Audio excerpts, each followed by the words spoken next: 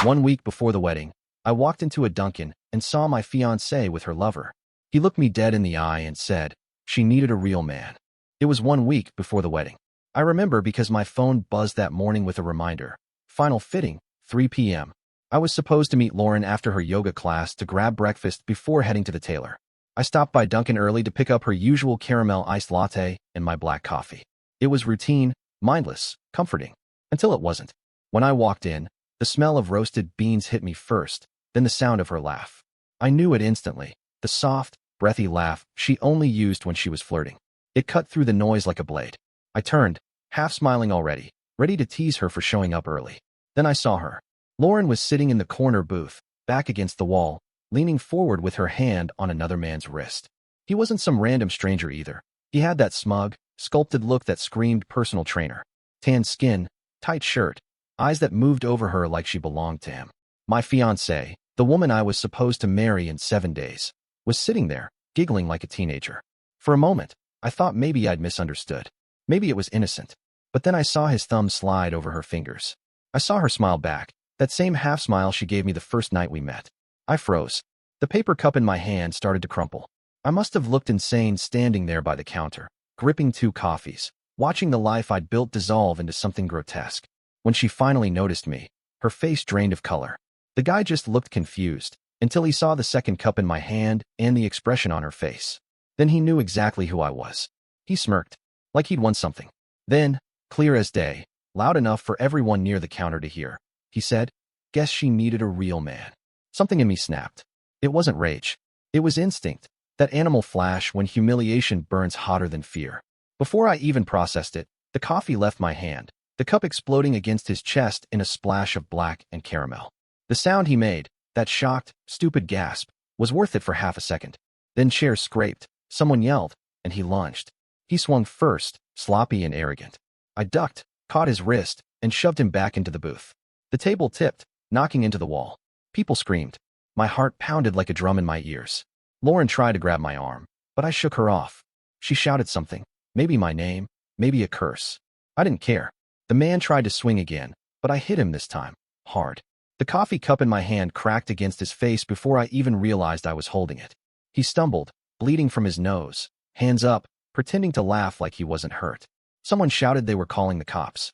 I could hear the sirens already. Dunkin was near the main road. I stepped back, chest heaving, watching him spit blood onto the tile. Lauren screamed at me, voice breaking, saying I was crazy. That word stuck. Crazy. As if I was the one who walked in on her betrayal. When the police showed up, she ran to them first. She pointed at me, sobbing, saying, he attacked us. The look they gave me, that silent judgment, burned deeper than any punch. They pulled me aside, cuffed me, read me my rights. I didn't resist. I just stared at her. She couldn't even look back. Outside, the morning was too bright. One of the officers recognized me. He'd coached Little League with my dad years ago. He didn't say much, just muttered, tough break, son, before guiding me into the cruiser. Through the tinted window, I saw her hugging that man, his hand on her back, blood dripping from his nose onto her white sweater. They took me downtown, processed me for disorderly conduct, then sat me in a cell for 6 hours before releasing me with a citation. My phone buzzed the whole time. Missed calls from my brother, a couple of texts from Lauren that just said, we need to talk. I didn't answer. When I got home, the first thing I noticed was the wedding invitation still pinned to the fridge. Gold lettering, soft cream paper. My name next to hers in perfect script. I stared at it until my vision blurred.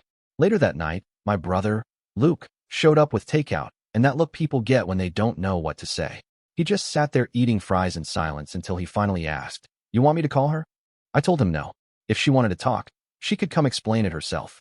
Around midnight, she did. The knock was soft, almost guilty. When I opened the door, she was standing there in the same sweater from the morning, stained faintly with blood near the sleeve. Her mascara had run, her eyes swollen. She looked smaller somehow. She said it wasn't what it looked like. Said he was just a friend. Then she slipped and said his name, Jake, like she'd practiced explaining it. She claimed they'd met at the gym months ago, and that it just got confusing. That they were talking because she was scared of how fast the wedding was coming. Every word felt like static. I just listened, silent. Then she said the one thing that made everything worse. You embarrassed me. Embarrassed her. Not herself. Not our families. Not the wedding. Her. I laughed, once, dry and hollow, then shut the door in her face. She stood outside for another few seconds, maybe expecting me to open it again. Then I heard her walk away. The next morning, I woke to messages from mutual friends. Someone at Dunkin had filmed the fight. The clip was already on social media. Bride-to-be's fiancé snaps in coffee shop brawl. Hundreds of comments. Half mocking, half sympathetic. My boss called. He said to take the week off, sort things out. By noon, Lauren's mother had texted asking if the wedding was canceled. I didn't reply. That evening, while scrolling through the comments, I saw something that made my stomach turn. A new account had posted the same video but slowed down, captioned, "Local trainer gets attacked by jealous fiancé, hero stays calm." The uploader's name was JH_fit. The man had uploaded the fight himself. He was using it for attention. I sat there, staring at the screen, something inside me cooling to stone. He'd taken everything, my dignity, my fiancé, my reputation, and turned it into content. For the first time that week, I felt calm. Completely calm. Because I realized something. Lauren had chosen him, not by accident, but deliberately, to humiliate me, to see how far I'd bend. And I was done bending. I didn't know how yet, but before that wedding day came, they'd both know exactly what it felt like to be humiliated in public. And when it happened, I wouldn't raise a hand. I wouldn't need to. 2 days passed before Lauren showed up again. This time, she came with her mother. They stood in the doorway like a pair of salespeople trying to pitch forgiveness. Her mother spoke first, all soft-voiced concern, saying things like, "You two just need to talk it out," and "Every couple faces pressure before a wedding." Lauren nodded along, eyes wet, face powdered just enough to hide the swelling from all the crying. I didn't invite them in. She told me she'd broken things off with Jake. Claimed it was just a mistake, that the whole coffee shop scene got out of control. She said she panicked, that she'd said things to the cops she didn't mean. I let her talk. Every word felt rehearsed, but I stayed quiet. I wanted to hear the full script. She said she'd come clean to her parents, that they still wanted the wedding to happen, but maybe we should delay it a bit, just until the gossip died down.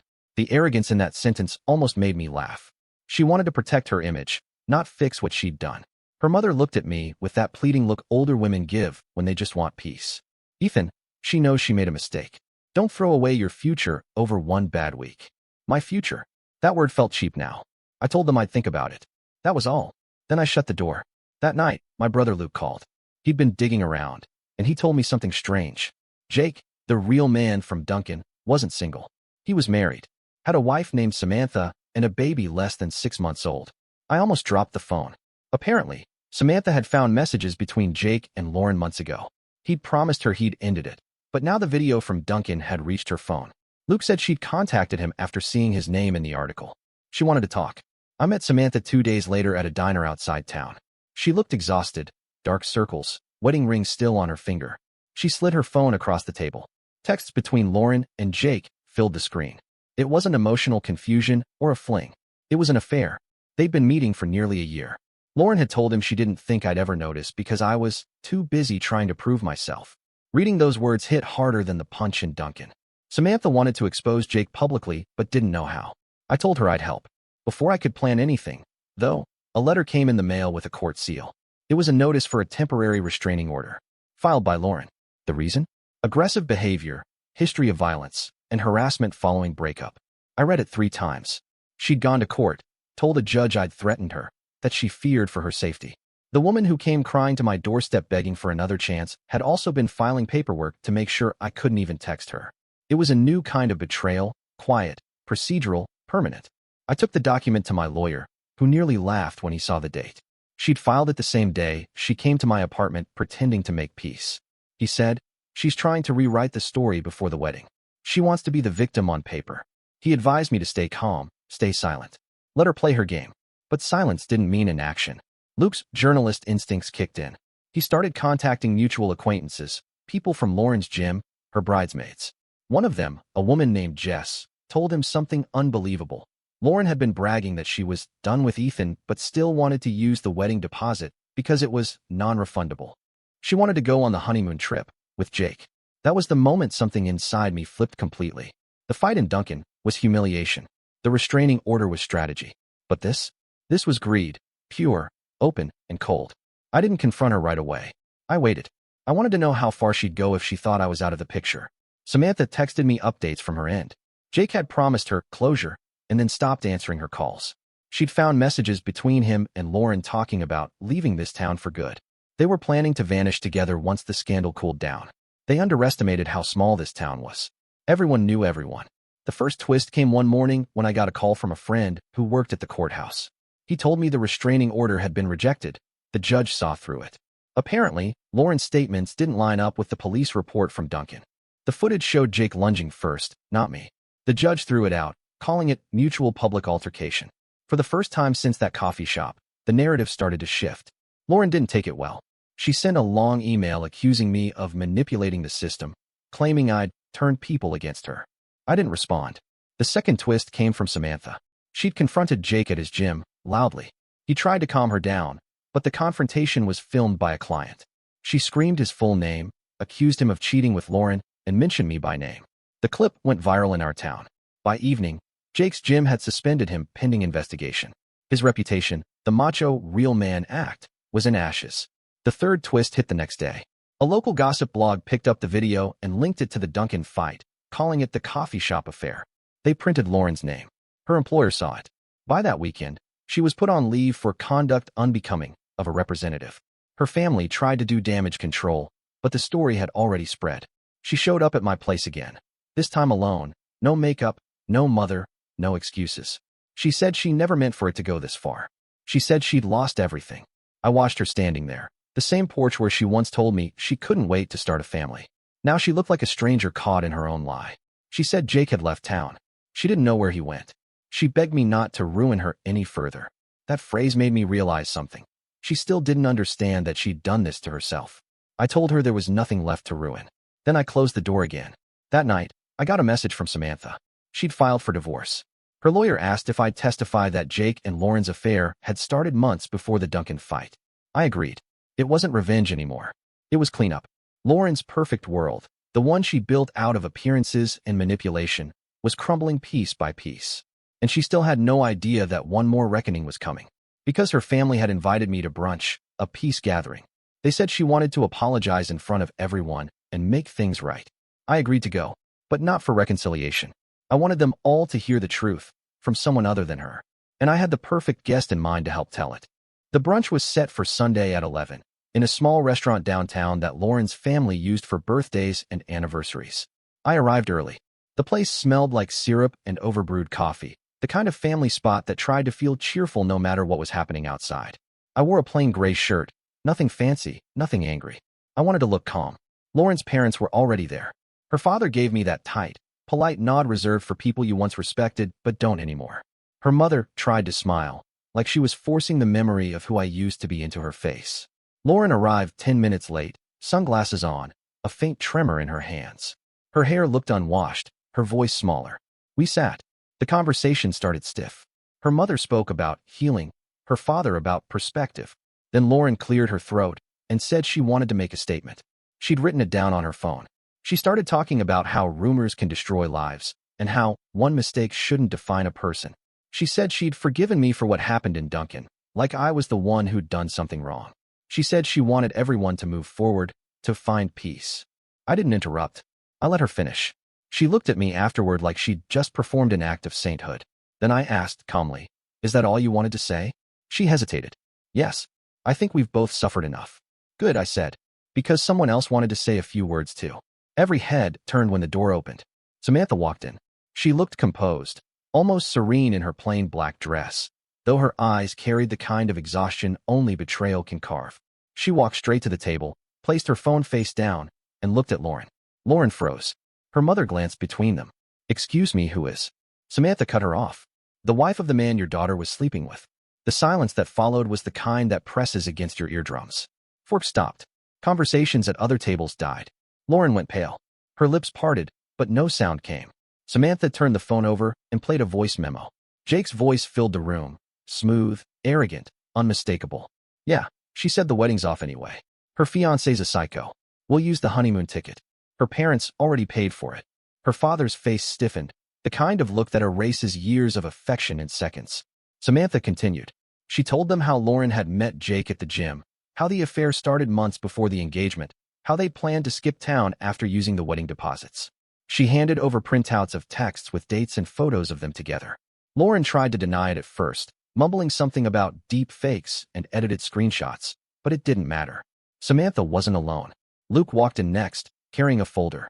He laid it on the table. Copies of the police report, the restraining order attempt, the emails between Lauren and Jake planning their getaway. He said quietly, "Your daughter didn't just cheat.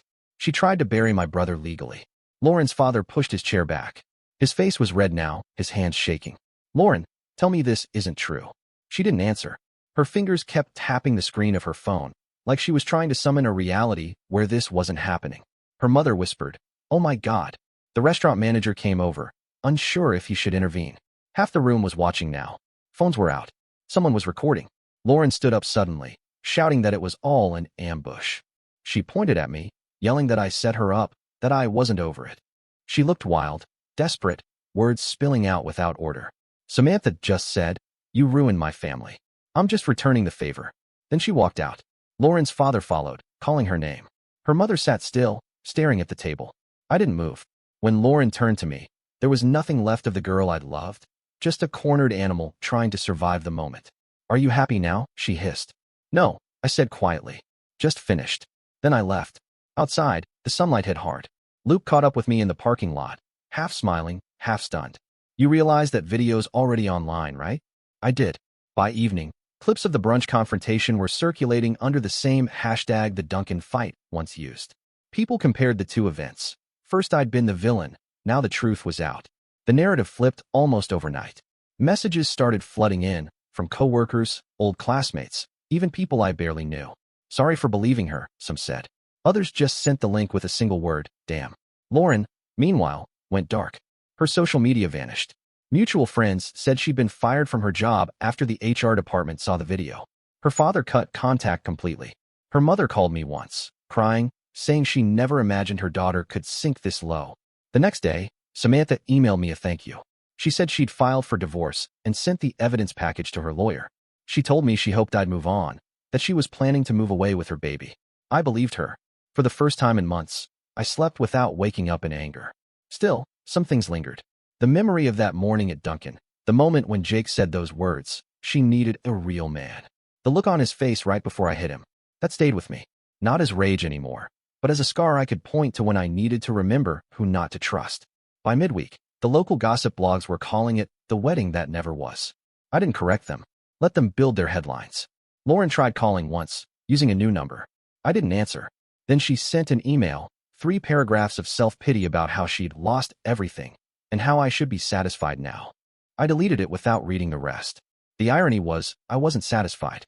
There was no thrill in her downfall, just quiet relief that I wasn't part of her story anymore. But the world wasn't finished with her yet. A week later, I got a call from Luke. "You're not going to believe this," he said. Lauren had tried to sue Samantha for defamation, claiming the brunch confrontation ruined her reputation. The judge dismissed it immediately, citing evidence of the affair. The footage was played in court. The same video that showed Lauren calling Jake my real man while he laughed. It went viral again. The internet doesn't forget. By the end of the month, Lauren was unofficially known online as the Dunkin bride. Every time someone mentioned her name, people commented with coffee cup emojis and lines like, "She needed a real man and a lawyer." Cruel, yes, but she'd built that image herself. I never shared anything. Never commented, never gloated.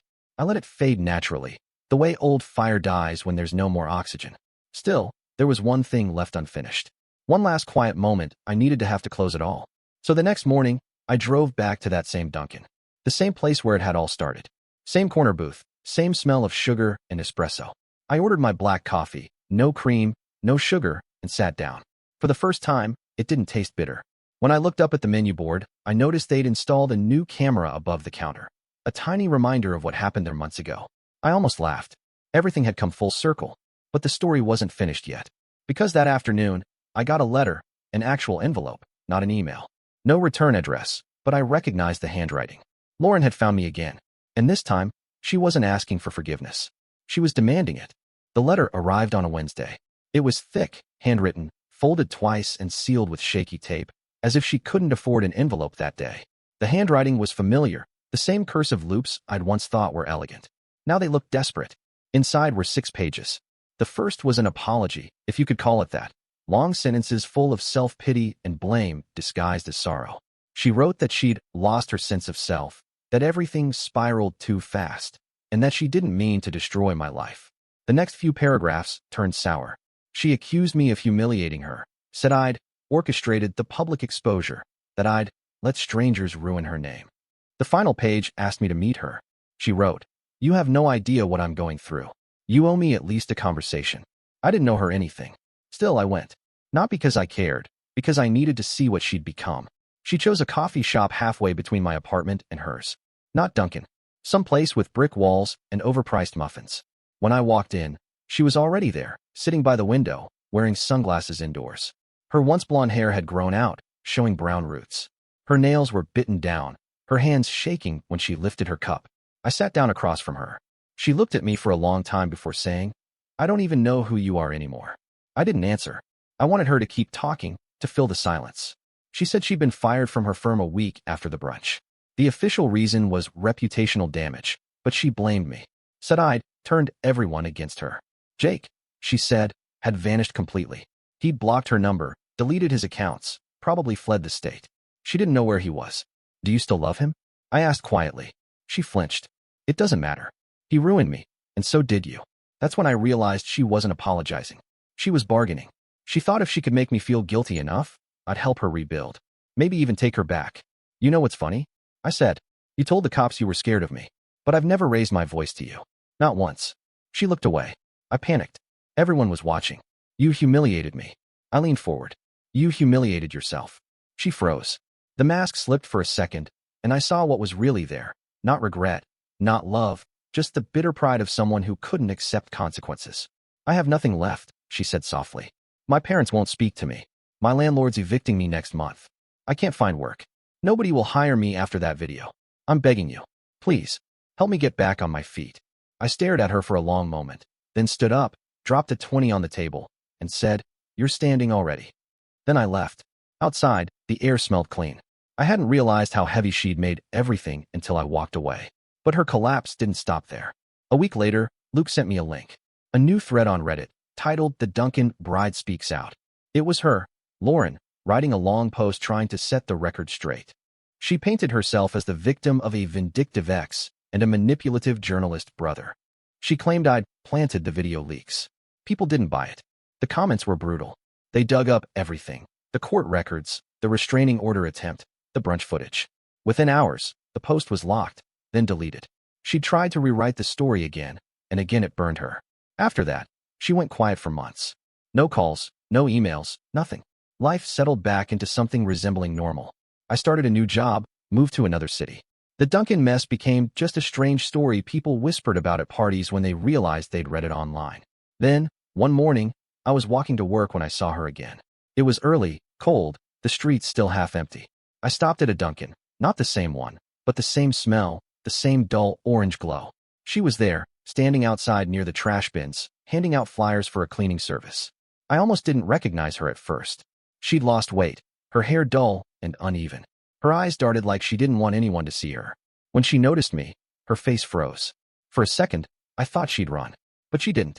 She walked over slowly, like someone wading into cold water. "Ethan," she said quietly. "Lauren."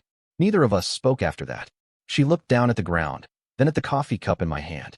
"I still can't go near one of those without thinking of you." "Good," I said. Her lips trembled, but no tears came. She just nodded once, turned around, and walked back to the trash bins. I watched her go. There was no satisfaction in it.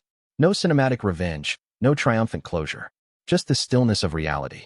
Actions, consequences. Choices, collapse. Later that day, I called Samantha.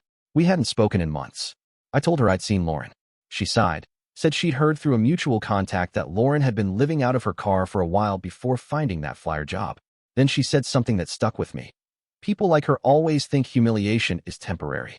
It isn't. It's an echo." That night, I drove past the Dunkin near my new apartment.